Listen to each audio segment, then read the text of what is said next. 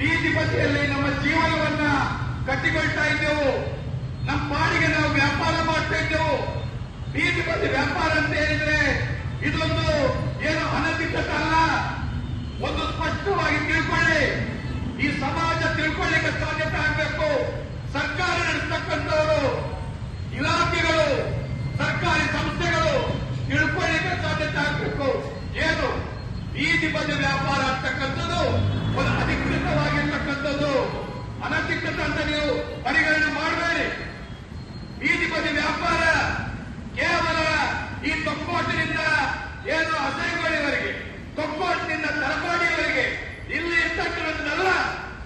ಇಡೀ ದೇಶದ ಮೂಲೆ ಮೂಲೆಗಳಲ್ಲೂ ಕೂಡ ಬೀದಿ ಬದಿ ವ್ಯಾಪಾರ ಇದೆ. ಮಾತ್ರವಲ್ಲ, ಜಗತ್ತಿನ ಯಾವುದೇ ದೇಶಗಳಿಗೆ ಹೋಗಿ, ಯಾವುದೇ ದೇಶದ ಪ್ರಮುಖ ನಗರಗಳಲ್ಲಿ ಬೀದಿ ಬದಿ ವ್ಯಾಪಾರ ಇದೆ. ಹಾಗಿರುವಾಗ ಈ ಸಮಾಜ ಮಾನ್ಯ ಮಾಡಿರ್ತಕ್ಕಂಥದ್ದು ಈ ಬೀದಿ ಬದಿ ವ್ಯಾಪಾರವನ್ನ. ಬೀದಿ ಬದಿ ವ್ಯಾಪಾರ ಇರುವುದು ಯಾಕೆ? ಸಾಮಾನ್ಯ ಜನರಿಗೆ ಭಾರಿ ಉತ್ತಮವಾದಂತಹ ವಸ್ತುಗಳು ಕಡಿಮೆ ರೇಟಿಗೆ ಕೂಡಲೇ ಕೈಗೆ ಸಿಗುವಂತದ್ದು ಅದು ಬೀದಿ ಬದಿ ವ್ಯಾಪಾರದಲ್ಲಿ, ಹೌದಲ್ವಾ? ಅಂತ ವ್ಯಾಪಾರವನ್ನ ಇರಬಾರ್ದಂತ ಹೇಳ್ತಾ ಇದ್ದಾರೆ. ಮಾತ್ರವಲ್ಲ, ಇವತ್ತು ನೀವೆಲ್ಲರೂ ಕೂಡ ಬೀದಿ ಬದಿ ವ್ಯಾಪಾರಿಗಳು, ಇಲ್ಲಿ ಸುತ್ತಮುತ್ತ ಇರ್ತಕ್ಕಂಥವ್ರು ಎಲ್ಲರೂ ಒಂದು ವಾಸ್ತವ ಪರಿಸ್ಥಿತಿನ ಅರ್ಥ ಮಾಡಬೇಕು. ಒಂದು ಕಡೆ ಅಂಗಡಿ ಮುಗ್ಗಟ್ಟುಗಳಿದೆ, ಬೀದಿ ಬದಿ ವ್ಯಾಪಾರ ಇನ್ನೊಂದಿದೆ. ಸಾಮಾನ್ಯವಾಗಿ ಏನ್ ಮಾಡ್ತಾರೆ ಗೊತ್ತಾ, ಕೆಲವರು ನಮ್ಮನ್ನು ಅಂಗಡಿಯವರಿಗೆ ನಮ್ಮನ್ನು ನಮ್ಮ ಮಧ್ಯೆ ಘರ್ಷಣೆ ಮಾಡುವ ಹಾಗೆ ಮಾಡ್ತಾರೆ. ನೋಡ್ರಿ, ಅವರು ಟ್ಯಾಕ್ಸ್ ಕಟ್ತಾರೆ, ಅವರು ಕರೆಂಟ್ ಬಿಲ್ ಕಟ್ತಾರೆ. ಬೀದಿ ಬದಿ ವ್ಯಾಪಾರಿಗೆ ಏನಿದೆ, ಬೀದಿ ಬದಿ ವ್ಯಾಪಾರ ಮಾಡಿ ನಮಗೆ ತೊಂದರೆ ಕೊಡ್ತಾ ಇದ್ದಾರೆ ಅಂತ ಹೇಳ್ತಾರೆ. ಇದು 100ಕ್ಕೆ 100 ಸುಳ್ಳಿದು. ಬೀದಿ ಬದಿ ವ್ಯಾಪಾರ ನಾವು ಮಾಡೋದು ಅಂಗಡಿಯವರಿಗೆ ಒಪ್ಪಂದ ಕೊಡ್ಲಿಕ್ಕಲ್ಲ, ಹೌದಲ್ಲ? ಅವರಿಗೆ ಒಪ್ಪಂದ ಕೊಡ್ಲಿಕ್ಕಲ್ಲ. ನಾವು ನಮ್ಮ ಹೊಟ್ಟೆಪಾಡಿಗಳಿಗೆ ನಾವು ವ್ಯಾಪಾರ ಮಾಡೋದು. ಆದರೆ ಸ್ಥಾಪಿತ ಹಿತಾಸಕ್ತಿಗಳು ಅವರ ವಿರುದ್ಧ ನಮ್ಮನ್ನು ಚೂ ಬಿಡ್ತಾರೆ. ಅಂಗಡಿ ಮುಗ್ಗಟ್ಟುಗಳಿರೋದು ಅವರು ಕೂಡ ಬದುಕಬೇಕು, ಖಂಡಿತ ಅವರಿಗೆ ನಾವು ಗೌರವ ಕೊಡ್ತೇವೆ. ಆದ್ರೆ ಬೀದಿ ಬದಿ ವ್ಯಾಪಾರವನ್ನ ಎತ್ತಂಗಡಿ ಮಾಡೋದಿದೆ ಅಲ್ಲ, ಅವರ ಬಗ್ಗೆ ಒಂದು ಹೀನಾಯವಾಗಿ ತಿಳ್ಕೊಳ್ಳುವಂಥದ್ದು, ಅವರ ಮೇಲೆ ದಾಳಿ ಮಾಡುವಂಥದ್ದು ನಾವು ಇದನ್ನು ಒಪ್ಪಲಿಕ್ಕೆ ಇಲ್ಲ. ಮಾತ್ರವಲ್ಲ, ಬೀದಿ ಬದಿ ವ್ಯಾಪಾರ ನೀವು ಸರಿಯಾಗಿ ಅರ್ಥ ಮಾಡಿ. ಈ ಸಮಾಜದಲ್ಲಿ ನಾವೇನಾದರೂ ಪ್ರಾಮಾಣಿಕವಾಗಿ ದುಡಿತಿರ್ತಕ್ಕಂಥ ಜನ, ತಲೆ ಎತ್ತಿ ಬದುಕ್ತಕ್ಕಂಥ ಜನ ಅತ್ಯಂತ ಪ್ರಾಮಾಣಿಕರಿದ್ರೆ ಅದು ಬೀದಿ ಬದಿ ವ್ಯಾಪಾರ ಅಂತ ಹೇಳಿ ನಾನು ಘಂಟಾಘೋಷವಾಗಿ ಹೇಳ್ತೇನೆ. ಯಾಕೆ ಇವತ್ತು ಈ ಸಮಾಜವನ್ನು ಅರ್ಥ ಮಾಡಿ. ಎಲ್ಲೆಂದರಲ್ಲಿ ಅಲ್ಲಿ ನಿರುದ್ಯೋಗಿಗಳ ದಂಡೆ ಇದೆ. ಈ ದೇಶದ ಯುವ ಜನರು ದೊಡ್ಡ ಸಂಖ್ಯೆಯಲ್ಲಿ ನಿರುದ್ಯೋಗಿಗಳಾಗಿ ಇವತ್ತು ಪರಿವರ್ತನೆ ಆಗ್ತಾ ಇದ್ದಾರೆ. ದೇಶ ಕಟ್ಟಬೇಕಾದಂತಹ ಯುವಕರು ದೇಶ ಒಡೆಯತಕ್ಕಂಥ ಕಾರ್ಯದಲ್ಲಿ ನಿರತರಾಗಿದ್ದಾರೆ. ಸರ್ಕಾರಕ್ಕೆ ಇವತ್ತು ಉದ್ಯೋಗ ಕೊಡಲಿಕ್ಕೆ ಆಗ್ತಾ ಇಲ್ಲ. ಸರ್ಕಾರದ ಜವಾಬ್ದಾರಿ, ಹೌದಲ್ವಾ? ನಿಮ್ಮಂತ ಯುವಕರಿಗೆ ಉದ್ಯೋಗ ಕೊಡಬೇಕಾದದ್ದು ಸರ್ಕಾರದ ಜವಾಬ್ದಾರಿ. ಆದ್ರೆ ಸರ್ಕಾರ ಇವತ್ತು ಕೆಲಸ ಕೊಡ್ತಾ ಇಲ್ಲ. ಹಾಗಿರುವಾಗ ಈ ದೇಶದಲ್ಲಿ ನಿಮ್ಮಂತ ಬೀದಿ ಬದಿ ವ್ಯಾಪಾರಿಗಳು ಎಷ್ಟಿದ್ದಾರೆ ಗೊತ್ತಾ? ಇಡೀ ದೇಶದಲ್ಲಿ 5 ಕೋಟಿಯಷ್ಟು ಜನ ಬೀದಿ ಬದಿ ವ್ಯಾಪಾರ ಮಾಡ್ತಾ ಇದ್ದಾರೆ. ಇದು ಸರ್ಕಾರದ ಅಂಕಿಅಂಶದ ಪ್ರಕಾರ ಇವತ್ತು 5 ಕೋಟಿ ಇದ್ದಾರೆ. 5 ಕೋಟಿ. ನಾನು ನಿಮ್ಮ ಹತ್ರ ಕೇಳ್ತೇನೆ, ನೀವು ಇವತ್ತು ಬೀದಿ ಬದಿ ವ್ಯಾಪಾರ ಮಾಡ್ತಿರ್ತಾರೆ, ನೀವು ದುಡಿಮೆ ಮಾಡ್ತೀರಿ. ನಿಮ್ಮ ಹಿಂದೆ ಎಷ್ಟು ಜನರ ಬದುಕಿದೆ? ಕನಿಷ್ಠ 4 ಜನರ ಬದುಕಿದೆ, ಹೌದಾನೆ? ಹೆಂಡತಿ, ಮಕ್ಕಳು, ತಂದೆ, ತಾಯಿ, ಯಾರಾದ್ರೂ ಒಂದು ಕುಟುಂಬ, ಒಬ್ಬ ಬೀದಿ ಬದಿ ವ್ಯಾಪಾರಿ ಅವರು ಕಷ್ಟಪಟ್ಟು ದುಡಿದ್ರೆ ಅದರ ಹಿಂದೆ 4 ಜನರ ಬದುಕಿದೆ. 5 ಕೋಟಿ ಜನ ಇವತ್ತು ಈ ದೇಶದಲ್ಲಿ ದುಡಿತಾ ಇದ್ದಾರೆ ಅಂತಾದ್ರೆ ಕೋಟ್ಯಾಂತರ ಜನರ ಬದುಕಿದೆ. ಏನ್ ಮಾತ್ರ ಸರ್ಕಾರಕ್ಕೆ ಸಹಾಯ ಮಾಡ್ತಾ ಇದ್ದೀರಿ. ನೀವು ಒಂದು ವೇಳೆ 5 ಕೋಟಿ ಜನ ವ್ಯಾಪಾರ ಮಾಡೋದಂತ ಕೂತ್ರೆ ನೀವು ನಿರುದ್ಯೋಗಿಗಳ ಪಟ್ಟಿಗೆ ಸೇರ್ತೀರಾ? ಹೌದಲ್ಲ? ನೀವು ನಿರುದ್ಯೋಗಿಗಳಾಗ್ತೀರಾ? ಸರ್ಕಾರಕ್ಕೆ ಇನ್ನಷ್ಟು ಹೊರೆ ಆಗುತ್ತೆ. ಅಂತ ಸಂದರ್ಭದಲ್ಲಿ ನಮ್ಮ ಕಾಲ ಮೇಲೆ ನಾವೇ ನಿಂತ್ಕೊಂಡು ವ್ಯಾಪಾರ ಮಾಡ್ತಾ ಇದ್ದೀವಿ. ನಮ್ಮ ಬದುಕನ್ನ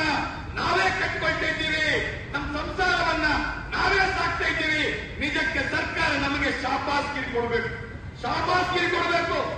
ನಿಮ್ ಜೀವನ ನೀವು ರೂಪಣೆ ಮಾಡ್ತಾ ಇದ್ದೀರಾ ಅಂತ ಹೇಳಿ ಸರ್ಕಾರ ನಮ್ಮ ಸಹಾಯಕ್ಕೆ ಬರಬೇಕು, ಸರ್ಕಾರ ನಮಗೆ ಸಾಲ ಸೌಲಭ್ಯ ಕೊಡಬೇಕು, ಸರ್ಕಾರ ನಮಗೆ ಎಲ್ಲಾ ರೀತಿಯ ಸಹಕಾರ ಕೊಡಬೇಕು. ಇವತ್ತು ನಮ್ಮ ಸಮಾಜದಲ್ಲಿ ಎಲ್ಲರೂ ಹೊಗಳೋದು ಯಾರನ್ನ? ಅಂಬಾನಿಯನ್ನ, ಅದಾನಿಯನ್ನ. ಯಾಕಂದ್ರೆ ಅವರು ಕೋಟ್ಯಾಧಿಪತಿಗಳು, ಅವರು ಈ ದೇಶಕ್ಕೆ ಬಂಡವಾಳ ಹಾಕ್ತಾರೆ. ಅಂತವರು 200-300 ಜನ ಇದ್ದಾರೆ. ಎಲ್ಲರೂ ಹೊಗಳೋದು ಅವರನ್ನೇ. ಅವ್ರು ಭಾರಿ ದೊಡ್ಡ ಸಾಧನೆ ಮಾಡ್ತಾರೆ. ಈ ದೇಶ ಉಳಿದಿರೋದು ಅವರಿಂದ ಅಂತ ಹೇಳ್ತಾರೆ. ಸತ್ಯ ಸಂಗತಿ ಗೊತ್ತಿರಲಿ, ನಿಮ್ಮನ್ನೇ ನೀವು ಲೆಕ್ಕ ಹಾಕಿ. ನೀವು ದಿನಕ್ಕೆ ಎಷ್ಟು ಬಂಡವಾಳ ಹಾಕ್ತೀರಾ? ದಿನಕ್ಕೆ ಎಷ್ಟು ಬಂಡವಾಳ ಹಾಕ್ತೀರಾ? ಉಳ್ಳಾಲ ತಾಲೂಕಿನಲ್ಲಿ ದುಡಿತಕ್ಕಂಥ ಬೀದಿ ಬದಿ ವ್ಯಾಪಾರಿಗಳು ಒಂದು ದಿನ ನೀವು ಹಾಕ್ತಕ್ಕಂಥ ಬಂಡವಾಳವನ್ನ ಒಟ್ಟಿಗೆ ಮಾಡಿ, ದೇಶದಲ್ಲಿರ್ತಕ್ಕಂಥ 5 ಕೋಟಿ ಬೀದಿ ಬದಿ ವ್ಯಾಪಾರಸ್ಥರ ಬಂಡವಾಳವನ್ನ ಒಟ್ಟಿಗೆ ಮಾಡಿ ಎಷ್ಟು ಬಂಡವಾಳ ಈ ದೇಶದಲ್ಲಿ ಹರಿದಾಡುತ್ತೆ. ನಾವುಗಳು ಕೂಡ ಈ ದೇಶದ ಆರ್ಥಿಕ ಚಕ್ರ ತಿರುಗುವಲ್ಲಿ ಪ್ರಧಾನ ಪಾತ್ರ ನಮಗೂ ಇದೆ. ಇದೇ ಇಲ್ವಾ? ಇದೇ ಇಲ್ವಾ? ಆಗಿರುವಾಗ ಈ ದೇಶ ಕಟ್ಟುವಲ್ಲಿ, ಈ ದೇಶದ ಆರ್ಥಿಕತೆಗೆ ಬೀದಿ ಬದಿ ವ್ಯಾಪಾರಸ್ಥರ ಕೊಡುಗೆ ಇದೆ, ನಮ್ದು ಕೊಡುಗೆ ಇದೆ. ಅಂತದ್ರಲ್ಲಿ ನೀವೇನ್ ಮಾಡ್ತೀರಾ? ನಮ್ಮನ್ನ ಬಂದು ಹಿಂದೆಲ್ಲ ಹೆದರಿಸ್ತಿದ್ರು, ಪೊಲೀಸರನ್ನ ಚೂಬಿಟ್ಟು ಓಡಿಸ್ತಾ ಇದ್ರು. ನಾವೇನು ತಪ್ಪು ಮಾಡಿದಾಗೆ, ನಾವೇನು ಕಳ್ಳತನ ಮಾಡಿದಾಗೆ, ದರೋಡೆ ಮಾಡಿದಾಗೆ. ನಂತರ ಬಂದ್ರು ಏನು? ನಂತರ ಏನ್ ಮಾಡಿದ್ರು? ನಂತರ ಬಂದ್ರು ಟೈಗರ್ ಕಾರ್ಯಾಚರಣೆ. ಬೆಟ್ಟಗಾಲಿಗೆ ಪಿಡಿತ ಕಲ್ಲಲಾಗ್ತದೆ, ಬೆಟ್ಟಗಾಲಿಗೆ ಅವು ಎದುರುಗೊಂಡು ಉಂಟುಗಳು. ಅದಕ್ಕೆ ಟೈಗರ್ ಕಾರ್ಯಾಚರಣೆ ಅಂತ ಹೇಳಿದ್ರು. ಪೊಲೀಸರನ್ನು ಎದುರು ಬಿಟ್ಟು ನಮ್ಮನ್ನ ಮೇಲೆ ದಾಳಿಗಳನ್ನೆಲ್ಲ ಮಾಡಿದ್ರು.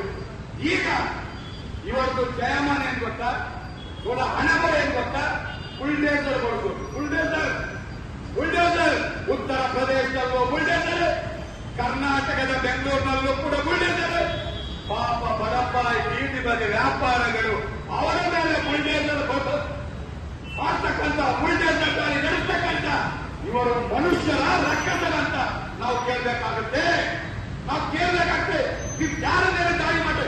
ನಿಮ್ಗೆ ತಾಕತ್ತಿದ್ರೆ ನೀವು ದಾಳಿ ಮಾಡ್ತೀರಲ್ಲ, ನಿಮಗೆ ತಾಕತ್ತಿದ್ರೆ ರಾಷ್ಟ್ರೀಯ ಹೆದ್ದಾರಿಯಲ್ಲಿ ಎಷ್ಟು ಸರ್ಕಾರಿ ಭೂಮಿಗಳನ್ನು ಒಳಗಾಕಿರ್ತಕ್ಕಂಥ ಬಿಲ್ಡರ್ ಮಾಫಿಯಾ ಇದೆ.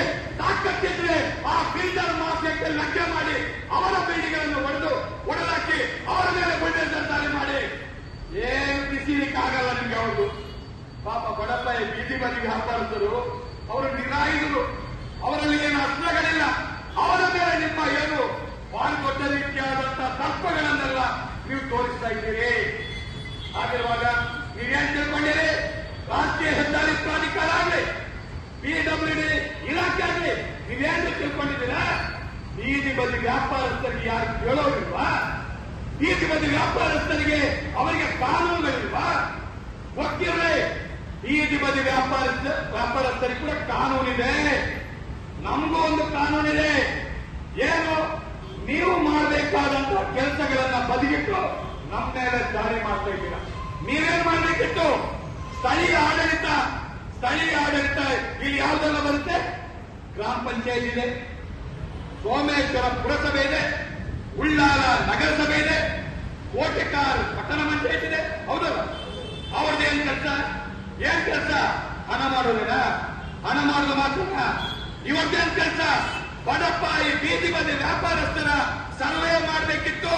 ಮಾಡಿದಾರ? ಇಲ್ಲ, ಮಾಡಲಿಲ್ಲ. ಸರ್ವೆ ಮಾಡಿದ ನಂತರ ನಿಮ್ಗೆ ID ಕಾರ್ಡ್ ಕೊಡಬೇಕಿತ್ತು, ಸರ್ಕಾರದ ಗುರುತಿನ ಚೀಟಿ ಕೊಡಬೇಕಿತ್ತು. ಕೊಟ್ಟಿದಾರ? ಇಲ್ಲ. ಮಾತ್ರ ಅಲ್ಲ, ನಿಮ್ಗೆ ಸಾಲ ಸೌಲಭ್ಯ ಕೊಡಬೇಕಿತ್ತು, ಬ್ಯಾಂಕಿನಿಂದ ಸಾಲಗಳನ್ನು ಕೊಡಬೇಕಿತ್ತು.